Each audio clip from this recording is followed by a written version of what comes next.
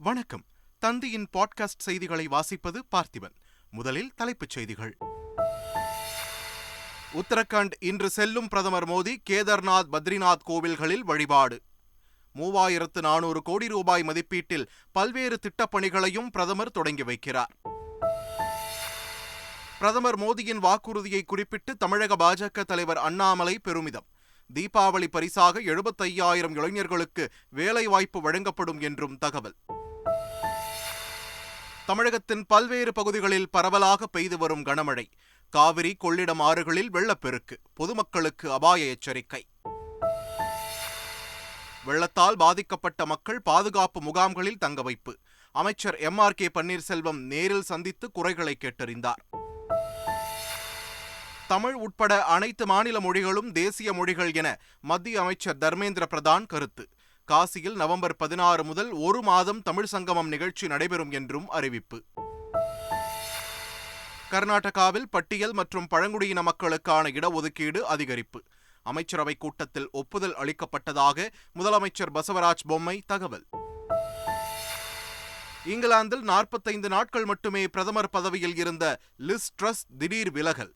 அடுத்த பிரதமர் 1 வார காலத்திற்குள் அறிவிக்கப்படுவார் என்றும் தகவல். இனி விரிவான செய்திகள். தமிழ்நாட்டின் 234 சட்டப்பேரவை உறுப்பினர்களின் அலுவலகங்களிலும் இ-சேவை மையங்களை முதலமைச்சர் மு.க. ஸ்டாலின் தொடங்கி வைத்தார். இதையொட்டி முதற்கட்டமாக சட்டப்பேரவை துணைத் தலைவர் பிச்சாண்டி, அரசு தலைமை கொறடா முனைவர் கோவி செழியன், சட்டமன்ற உறுப்பினர்கள் செல்வ பெருந்தகை, ஜி.கே. மணி, சிந்தனை செல்வன், டாக்டர் சதன் திருமலைக்குமார், ஜவாஹிருல்லா, ஈஸ்வரன், வேல்முருகன் ஆகியோருக்கு நவீன மேசை கணினிகளை முதலமைச்சர் மு.க. ஸ்டாலின் வழங்கினார். பிரதமர் நரேந்திர மோடி இன்று உத்தரகண்ட் மாநிலத்திற்கு செல்கிறார்.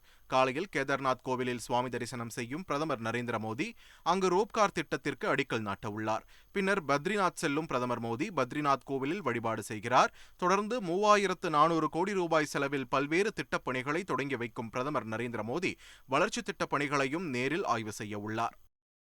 தீபாவளி பரிசாக 75,000 இளைஞர்களுக்கு மத்திய அரசின் பல்வேறு துறைகள் மற்றும் அமைச்சகங்களின் கீழ் வேலைவாய்ப்பு வழங்கப்பட உள்ளதாக தமிழக பாஜக தலைவர் அண்ணாமலை தெரிவித்துள்ளார். கடந்த ஜூன் மாதம் பிரதமர் நரேந்திர மோடி 18 மாதங்களுக்குள் பொதுத்துறையில் 10 லட்சம் வேலைவாய்ப்புகள் உருவாக்கப்படும் என்ற வாக்குறுதியை வழங்கியதாகவும் தமது ட்விட்டர் பதிவில் அண்ணாமலை குறிப்பிட்டுள்ளார். ஆன்லைன் சூதாட்ட தடை சட்டத்தை முழுமையாக நடைமுறைப்படுத்த வேண்டும் என்று பாமக தலைவர் அன்புமணி ராமதாஸ் வலியுறுத்தியுள்ளார். திருப்பூர் மாவட்டம் பல்லடத்தில் செய்தியாளர்களிடம் பேசிய அவர், மின்கட்டண உயர்வால் விசைத்தறி தொழில் பாதிக்கப்பட்டுள்ளதாக கூறினார். விசைத்தறி கூடங்களுக்கு குறிப்பிட்ட அளவிற்கு இலவச மின்சாரத்தை தமிழக அரசு வழங்க வேண்டும் என்று அன்புமணி ராமதாஸ் கேட்டுக் கொண்டார். திருப்பூர், கோவை, ஈரோடு மாவட்டங்களில் நூல் விலை உயர்வால் மூடப்பட்ட ஆயிரக்கணக்கான பின்னலாடை நிறுவனங்களுக்கு மத்திய அரசு வட்டியில்லா கடன் வழங்க வேண்டும் என்றும் அன்புமணி ராமதாஸ் கோரிக்கை விடுத்தார். திமுக ஆட்சியில் சொத்து வரி, மின்கட்டண உயர்வு உள்ளிட்டவற்றால் தமிழக மக்கள் பெரிதும் பாதிக்கப்பட்டுள்ளதாக சசிகலா தெரிவித்துள்ளார். ஆட்சியாளர்களிடம் தொடர்ந்து கேள்விகள் கேட்பதால் தம் மீது வீண் பழி சுமத்தி வாயை அடைக்க முயல்வதாகவும் சசிகலா வெளியிட்டுள்ள அறிக்கையில் குறிப்பிட்டுள்ளார். திமுக ஆட்சியில் மக்கள் விரோத நடவடிக்கைகளுக்கு முற்றுப்புள்ளி வைக்காமல் தாம் ஓயப்போவது இல்லை என்றும் சசிகலா தெரிவித்துள்ளார். தேனி மாவட்டம் போடிநாயக்கனூரில் மத்திய உணவு பதப்படுத்துதல் திட்ட கட்டுப்பாட்டின் கீழ் இயங்கும் ஏலக்காய் பதப்படுத்தும் தனியார் ஆலையில் மத்திய இணையமைச்சர் பிரகலாத் சிங் பட்டேல் நேரில் ஆய்வு மேற்கொண்டார். அவரை தேனி MP ரவீந்திரநாத், மாவட்ட ஆட்சியர் முரளிதரன் ஆகியோர் வரவேற்றனர். கேரளாவில் விளையும் ஏலக்காய்கள் இங்கு கொண்டுவரப்பட்டு தரம் பிரித்து பதப்படுத்தப்பட்டு வெளிநாடுகளுக்கும் வெளி மாநிலங்களுக்கும் ஏற்றுமதி செய்யப்படுகிறது. அதுகுறித்த விவரங்களை மத்திய அமைச்சர் பிரகலாத் சிங் பட்டேல் பணியாளர்களிடம் கேட்டறிந்தார். தமிழகம், புதுச்சேரி மற்றும் காரைக்காலில் அநேக இடங்களில் இடியுடன் கூடிய மழை பெய்யக்கூடும் என்று சென்னை வானிலை ஆய்வு மையம் தெரிவித்துள்ளது. சென்னையை பொறுத்தவரை வானம் ஓரளவு மேகமூட்டத்துடன் காணப்படும் என்றும், நகரின் ஒரு சில பகுதிகளில் இடி மின்னலுடன் கூடிய மிதமான மழை பெய்யக்கூடும் என்றும் வானிலை ஆய்வு மையம் தெரிவித்துள்ளது. சிதம்பரம் அருகே கொள்ளிடம் ஆற்றில் ஏற்பட்ட வெள்ளப்பெருக்கு காரணமாக பல கிராமங்களை வெள்ள நீர் சூழ்ந்துள்ளது. திட்டுக்காட்டூர், கீழகுண்டலப்பாடி, அக்கரை ஜெயங்கொண்டப்பட்டினம் உள்ளிட்ட கிராமங்களில் உள்ள சுமார் 2000த்திற்கும் மேற்பட்ட வீடுகளை வெள்ள நீர் சூழ்ந்துள்ளதால் அங்கு வசிக்கும் மக்கள் பெரும் இன்னலுக்கு ஆளாகியுள்ளனர்.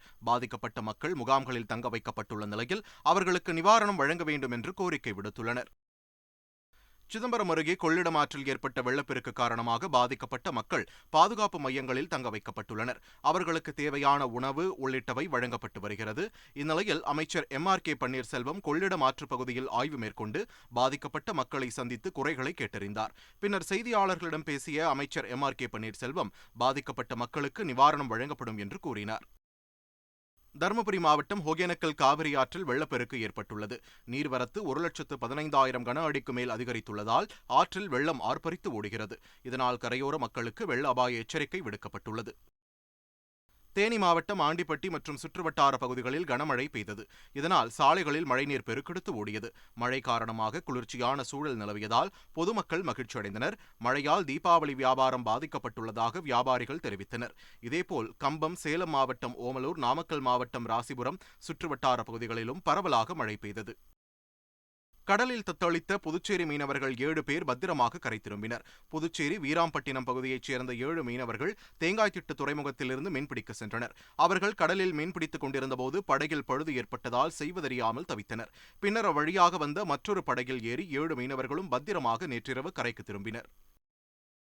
செம்பரம்பாக்கம் ஏரியை போல் சென்னையில் மிகப்பெரிய ஏரி உருவாக்கப்படும் என்று அமைச்சர் KN நேரு தெரிவித்துள்ளார். 400 MLD கடல்நீர் குடிநீர் திட்டம் சென்னை மாநகருக்கு தேவையான திட்டம் புதிதாக விரிவான திட்ட அறிக்கை தயாரிக்கப்பட்டு டெண்டர் வழியாக வந்திருக்கிறது. இதை தாண்டி இயற்கையாக மழை பெய்கிற போது அது தேக்கி வைக்கிற பெரிய செம்பரம்பாக்கம் ஏரி போல் ஏரியை உருவாக்குற ஒரு முயற்சி எடுத்துக்கொண்டிருக்கிறோம். எனவே சென்னையில் இன்னும் ஒரு 30-35 ஆண்டு காலத்திற்கு தேவையான அந்த அளவிற்கு உள்ள திட்டங்களை மாண்புமிகு முதலமைச்சர் அவர்கள் செய்ய சொல்லி உத்தரவு தந்திருக்கிறார்கள். சென்னை பல்கலைக்கழக குற்றவியல் துறை மற்றும் சட்ட ஆய்வுத்துறை சார்பில் காவல்துறையில் சீர்திருத்தம், பிரச்சினைகளும் சவால்களும் என்ற தலைப்பில் கருத்தரங்கம் நடைபெற்றது. இதில் தமிழக DGP சைலேந்திரபாபு கலந்து கொண்டு மாணவர்களின் கேள்விகளுக்கு பதிலளித்தார். பின்னர் பேசிய அவர், தமிழகத்தில் மக்கள் தொகைக்கு ஏற்ப காவலர்களின் எண்ணிக்கை அதிகரிக்கப்படும் என்றார். சைபர் குற்றங்கள் அதிகரித்து வரும் இந்த காலகட்டத்தில் அதை தடுப்பதை காட்டிலும் மக்கள் விழிப்புணர்வுடன் இருக்க வேண்டும் என்றும் DGP சைலேந்திரபாபு அறிவுறுத்தினார். தீபாவளியை முன்னிட்டு சென்னையில் இரவு 10 மணி வரை 5 நிமிடங்களுக்கு ஒரு மெட்ரோ ரயில் இயக்கப்படும் என்று அறிவிக்கப்பட்டுள்ளது. வழக்கமாக நெரிசல் மிகுந்த நேரத்தில் மட்டும் 5 நிமிடத்திற்கு ஒரு ரயில் இயக்கப்பட்ட நிலையில் தீபாவளி விடுமுறையை கருத்தில் கொண்டு வரும் 23ஆம் தேதி வரை 5 நிமிடங்களுக்கு ஒரு ரயில் இயக்கப்பட உள்ளதாக மெட்ரோ ரயில் நிர்வாகம் தெரிவித்துள்ளது. தமிழகத்தில் இயக்கப்படும் ரயில்களுக்கு முன்பு போல் வைகை, பாண்டியன் போன்ற தமிழ் பெயர்கள் வைக்க கோரிய வழக்கில் தமிழ்நாடு அரசின் முதன்மைச் செயலர், தமிழ் வளர்ச்சித்துறை செயலர், தெற்கு ரயில்வே பொது மேலாளர் ஆகியோர் பதிலளிக்க உயர்நீதிமன்ற மதுரை கிளை உத்தரவு பிறப்பித்துள்ளது. இது தொடர்பாக தாக்கல் செய்யப்பட்ட பொதுநல மனுவினை விசாரித்த நீதிபதிகள் இந்த உத்தரவை பிறப்பித்து வழக்கு விசாரணையை 3 வாரங்களுக்கு ஒத்திவைத்தனர். போக்குவரத்து விதிமீறல்கள் தொடர்பாக வசூலிக்கப்பட உள்ள அபராத தொகை குறித்து தமிழக அரசு அரசாணை வெளியிட்டுள்ளது. அதன்படி ஹெல்மெட் அணியாவிட்டால் 1000 ரூபாயும், சீட் பெல்ட் அணியாவிட்டால் 1000 ரூபாயும் அபராதம் வசூலிக்கப்படும். ஆபத்து விளைவிக்கக்கூடிய வகையில் வாகனம் ஓட்டினாலும், செல்போன் பயன்படுத்திக் கொண்டு வாகனங்கள் ஓட்டினாலும் இனி 1000 ரூபாய் அபராதம் செலுத்த நேரிடும். ஓட்டுநர் உரிமம், வாகன இன்சூரன்ஸ், வாகன தகுதி சான்றிதழ் சமர்ப்பிக்க தவறினால் இனி 500 ரூபாய் அபராதம் செலுத்த வேண்டியிருக்கும் என்றும் அரசாணையில் தெரிவிக்கப்பட்டுள்ளது. டெல்லியில் மத்திய அமைச்சர்கள் தர்மேந்திர பிரதான், எல் முருகன் ஆகியோர் கூட்டாக செய்தியாளர்களை சந்தித்தனர். அப்போது பேசிய அமைச்சர் தர்மேந்திர பிரதான், தமிழகத்திற்கும் காசிக்கும் இடையே மிக நீண்ட நெடிய வரலாறு மற்றும் கலாச்சார தொடர்பு இருப்பதாக கூறினார். இதை மேலும் வலுப்படுத்த காசியில் வரும் நவம்பர் 16ஆம் தேதி முதல் டிசம்பர் 16ஆம் தேதி வரை காசி தமிழ் சங்கமம் நிகழ்ச்சி நடைபெற உள்ளதாக தெரிவித்தார். இதில் பங்கேற்க பதிவு செய்வதற்கான இணையதளத்தையும் அவர் தொடங்கி வைத்தார். தேசிய கல்விக் கொள்கையின் ஒரு அங்கமாக தமிழ் உட்பட 8 பிராந்திய மொழிகளில் பொறியியல் பாடங்களுக்கு பாடப்புத்தகங்கள் அறிமுகப்படுத்தப்பட்டுள்ளதாக அமைச்சர் தர்மேந்திர பிரதான் தெரிவித்தார். தமிழ் உட்பட அனைத்து பிராந்திய மொழிகளும் இந்தியாவின் தேசிய மொழிகள் என்றும் அவர் குறிப்பிட்டார். தமிழக அரசியலில் தாம் ஈடுபடுவதை யாரும் தடுக்க முடியாது என்று தெலங்கானா மாநில ஆளுநர் தமிழிசை சவுந்தரராஜன் தெரிவித்துள்ளார். இங்கே ஏதோ ஒன்று சொல்லிட்டோம்னா உடனே இங்கே ஒரு பத்திரிகையில் ஒரு மாதிரி படம்லாம் போட்டு உங்களை அங்கே விரட்டுறாங்க. நீங்கள் ஏன் இங்கே தமிழ்நாட்டில் ஏன் மூக்க நுழைக்கிறீங்க, வாழை நுழைக்கிறீங்க அப்படின்னு. இன்று சொல்கிறேன், தமிழ்நாட்டில் மூக்கையும் நுழைப்பேன், தலையையும் நுழைப்பேன், வாலையும் நுழைப்பேன், காலையும் வைப்பேன். யாரும் தடுக்க முடியாது. என்னை தெலுங்கானாவில் அக்கா என்று தான் அழைக்கிறார்கள். ஆனால் தமிழ்நாட்டு அக்கா என்பதை நான் மறக்கவே மாட்டேன். என்ன கருத்து சொல்ல வேண்டியது இருந்தாலும், ஆளுநராக இருந்தாலும், எந்த அரசியலமைப்பு சட்டமோ ஆளுநர் கருத்து சொல்லக்கூடாதுன்னு இல்லை. தமிழகத்தில் ஏதாவது தவறு இருந்தால் அதையும் சுட்டி காண்பிப்பேன். இதை தடுப்பதற்கு யாராலும் முடியாது. உத்தரகண்ட் மாநிலம் கேதார்நாத்தில் நிகழ்ந்த ஹெலிகாப்டர் விபத்தில் தமிழகத்தைச் சேர்ந்த 3 பேர் உட்பட 7 பேர் உயிரிழந்தனர்.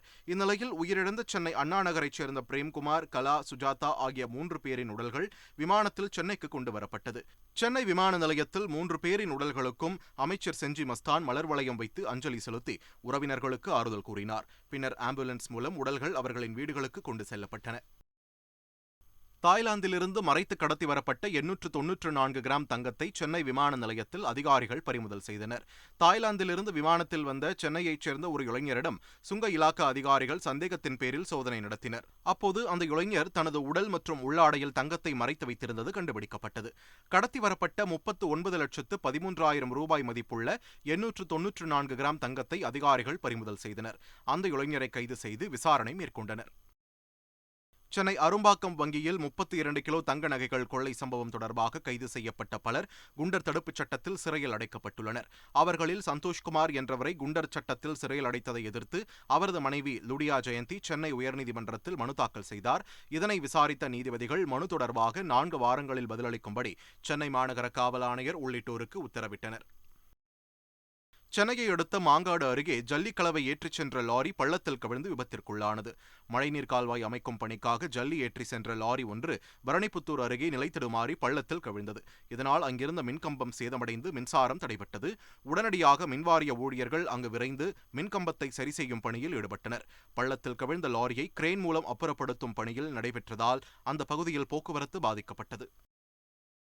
கர்நாடகாவில் பட்டியல் மற்றும் பழங்குடியினருக்கான இடஒதுக்கீட்டை அதிகரிக்க அமைச்சரவை சிறப்பு கூட்டத்தில் ஒப்புதல் அளிக்கப்பட்டுள்ளது.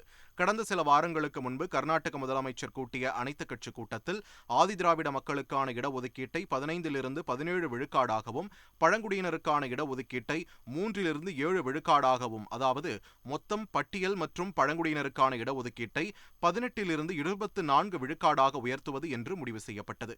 இதற்கு அமைச்சரவை சிறப்பு கூட்டத்தில் ஒப்புதல் அளிக்கப்பட்டுள்ளதாக கர்நாடக முதலமைச்சர் பசவராஜ் பொம்மை தமது ட்விட்டர் பதிவில் குறிப்பிட்டுள்ளார். மறைந்த கன்னட நடிகர் புனித் ராஜ்குமாருக்கு அறிவிக்கப்பட்ட கர்நாடக ரத்னா விருது அவரது குடும்பத்தாரிடம் வரும் நவம்பர் 1ஆம் தேதியன்று வழங்கப்படும் என்று கர்நாடக முதலமைச்சர் பசவராஜ் பொம்மை தெரிவித்துள்ளார். பிரபல கன்னட நடிகர் புனித் ராஜ்குமார் மறைவிற்கு பிறகு அவருக்கு கர்நாடகாவின் மிக உயரிய கர்நாடக ரத்னா விருது வழங்க நடவடிக்கை எடுக்கப்படும் என்று அம்மாநில முதலமைச்சர் பசவராஜ் பொம்மை தெரிவித்திருந்த நிலையில் தற்போது அதிகாரப்பூர்வ அறிவிப்பை வெளியிட்டுள்ளார். இங்கிலாந்தில் 45 நாட்கள் மட்டுமே பிரதமர் பதவியில் இருந்த லிஸ் ட்ரஸ் பதவி விலகியதை தொடர்ந்து அடுத்த பிரதமர் இன்னும் ஒரு வார காலத்திற்குள் அறிவிக்கப்பட உள்ளார். இதுகுறித்த கூடுதல் தகவல்களை தெரிவிக்கிறார் எமது செய்தியாளர் அஹனா ராஜேஷ். வணக்கம். இங்கிலாந்தில் குவீன் எலிசபெத்தினால் பதவியில் அமர்த்தப்பட்டு பின்னர் கிங் சார்ல்ஸிடம் ராஜினாமா செய்யும் ஒரே பிரதமராகின்றார் லிஸ் ட்ரஸ். லிஸ் ட்ரஸ் இங்கிலாந்து வரலாற்றிலேயே மிகவும் குறைந்த நாட்கள், வெறும் 45 நாட்கள் மட்டுமே பிரதமராக இருந்துவிட்டு பதவியிலிருந்து விலகும் நிலையில் அடுத்த பிரதமரை தேர்ந்தெடுப்பதற்கு ஒரு வார காலம் வரை ஆகலாம் என்று தெரிய வந்திருக்கின்றது. இதுகுறித்து கான்சர்வேட்டிவ் கட்சியினை சேர்ந்த ஒரு மூத்த உறுப்பினரிடம் கேள்வி எழுப்பப்பட்ட பொழுது அவர் பின்வருமாறு தெரிவித்திருக்கின்றார். கான்சர்வேட்டிவ் கட்சியினுள் அடுத்த பிரதமருக்கான போட்டியில் பங்கேற்க விரும்புபவர்கள் அனைவரும் தங்களது பெயர்களை திங்கட்கிழமைக்கு முன்னதாக அறிவிக்க வேண்டும் என்றும், அவ்வாறு அறிவிப்பவர்கள் ஒவ்வொருவருக்கும் 100 பேருக்கு குறையாமல் பாராளுமன்ற உறுப்பினர்களின் ஆதரவு தேவைப்படும் என்றும் தெரிவித்திருக்கின்றார். பாராளுமன்ற உறுப்பினர்களின் வாக்களிப்பு நடந்து முடிந்த பிறகு கான்சர்வேட்டிவ் கட்சியை சேர்ந்த அனைத்து உறுப்பினர்களும் ஆன்லைன் வோட்டிங் சிஸ்டம் மூலமாக வாக்களிப்பார்கள் என்றும் எதிர்பார்க்கப்படுவதாக தெரிவித்திருக்கின்றார். முன்னர் நிகழ்ந்தபடியே பாராளுமன்ற உறுப்பினர்களான ரிஷி சுனக், பென்னி மார்டன், கெமி, சியலா பிரேவர்மேன் போன்றவர்கள் அடுத்த பிரதமருக்கான போட்டியில் பங்கேற்பார்கள் என்று எதிர்பார்க்கப்பட்டு வரும் நிலையில் ட்விட்டரில் பிரிங் பேக் போரிஸ் என்ற ஹேஷ்டேக் ட்ரெண்ட் ஆகி வருகின்றது. இதே நிலையில் எதிர்க்கட்சியான லேபர் கட்சியின் தலைவரான சர் கீர் ஸ்டார்மர் உடனடியாக பொதுத் தேர்தல்கள் நடத்தப்பட வேண்டும் என்றும் வலியுறுத்தி வருகின்றார். மீண்டும் தலைப்புச் செய்திகள். உத்தரகண்ட் இன்று செல்லும் பிரதமர் மோடி கேதார்நாத், பத்ரிநாத் கோவில்களில் வழிபாடு. 3400 கோடி ரூபாய் மதிப்பீட்டில் பல்வேறு திட்டப்பணிகளையும் பிரதமர் தொடங்கி வைக்கிறார். பிரதமர் மோடியின் வாக்குறுதியை குறிப்பிட்டு தமிழக பாஜக தலைவர் அண்ணாமலை பெருமிதம். தீபாவளி பரிசாக 75,000 இளைஞர்களுக்கு வேலைவாய்ப்பு வழங்கப்படும் என்றும் தகவல். தமிழகத்தின் பல்வேறு பகுதிகளில் பரவலாக பெய்து வரும் கனமழை. காவிரி, கொள்ளிடம் ஆறுகளில் வெள்ளப்பெருக்கு. பொதுமக்களுக்கு அபாய எச்சரிக்கை. வெள்ளத்தால் பாதிக்கப்பட்ட மக்கள் பாதுகாப்பு முகாம்களில் தங்க வைப்பு. அமைச்சர் MRK பன்னீர்செல்வம் நேரில் சந்தித்து குறைகளை கேட்டறிந்தார். தமிழ் உட்பட அனைத்து மாநில மொழிகளும் தேசிய மொழிகள் என மத்திய அமைச்சர் தர்மேந்திர பிரதான் கருத்து. காசியில் நவம்பர் 16 முதல் 1 மாதம் தமிழ் சங்கமம் நிகழ்ச்சி நடைபெறும் என்றும் அறிவிப்பு. கர்நாடகாவில் பட்டியல் மற்றும் பழங்குடியின மக்களுக்கான இடஒதுக்கீடு அதிகரிப்பு. அமைச்சரவை கூட்டத்தில் ஒப்புதல் அளிக்கப்பட்டதாக முதலமைச்சர் பசவராஜ் பொம்மை தகவல். இங்கிலாந்தில் 45 நாட்கள் மட்டுமே பிரதமர் பதவியில் இருந்த லிஸ் ட்ரஸ் திடீர் விலகல். அடுத்த பிரதமர் ஒரு வார காலத்திற்குள் அறிவிக்கப்படுவார் என்றும் தகவல். இத்துடன் தந்தையின் பாட்காஸ்ட் செய்திகள் நிறைவு பெறுகின்றன.